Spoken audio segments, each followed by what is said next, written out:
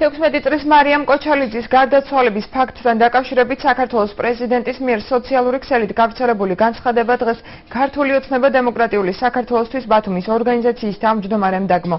ლაშა სირაბიძის განცხადებით მიხეილ სააკაშვილი მსგავსი თემებით პოლიტიკურ მანიპულაციას არ უნდა ეწეოდეს და მომხდარს ახალი ხელისუფლების მიერ განხორციელებულ ამნისტიას არ უნდა უკავშირებდეს.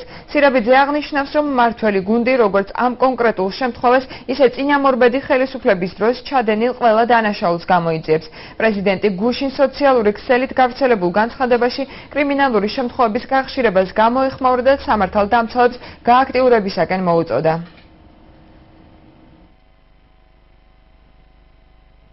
გვინდა თანაგზნობა გამოუცხადოთ კოჩალიძეების ოჯახს მარიამის გარდაცვალების გამო.